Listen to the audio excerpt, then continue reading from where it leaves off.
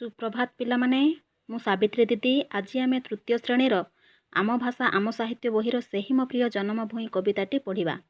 तो पिलामाने मु सेहि मो प्रिय जन्मभूमि कविताटी आवृत्ति करुछि, तुमे माने भी मो सहित मिसी आवृत्ति कर। ताहले पिलामाने आस आवृत्ति करिबा। सेहि मो प्रिय जन्मभूमि।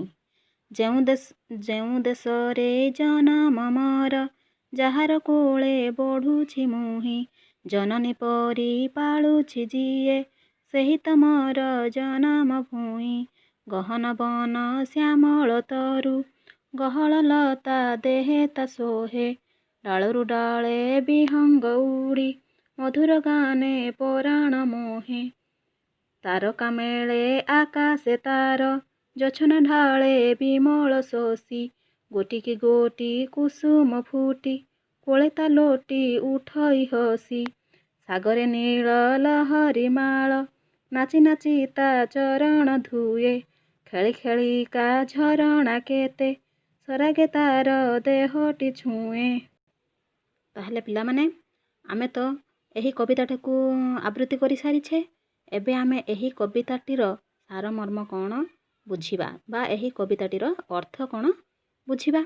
तो देख, आमे जेउ देश रे जन्म होइछे सी आमर जन्मभूमि बा आमर जन्म माटी।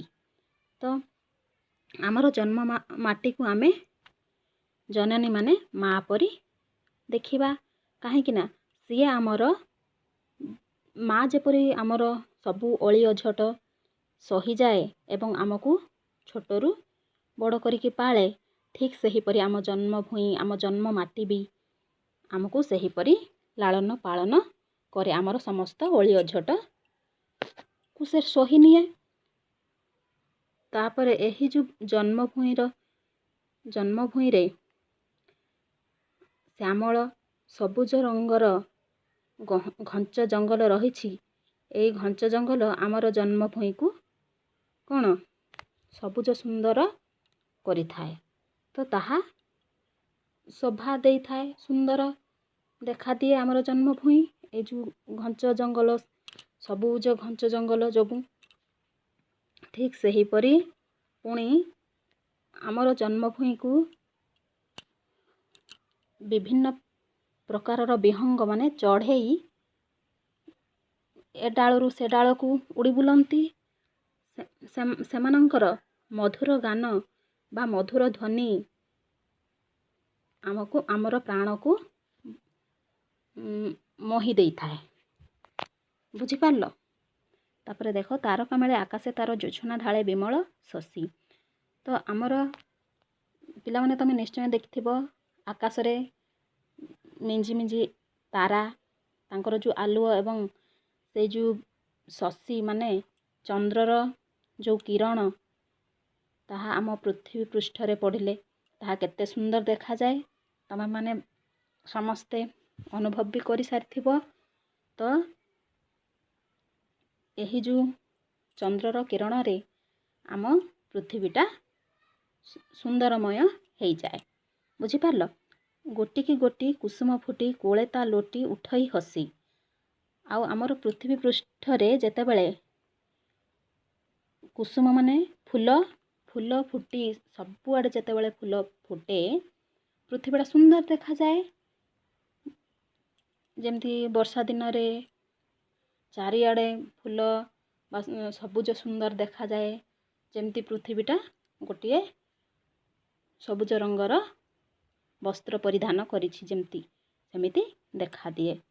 तो फूल गुड़ाक एही आमर जन्मभूमि रे फुटी माँ आमर जन्म माटी रे फुटी ताहा हसी उठंती, ता कोଳରେ हसी उठंती।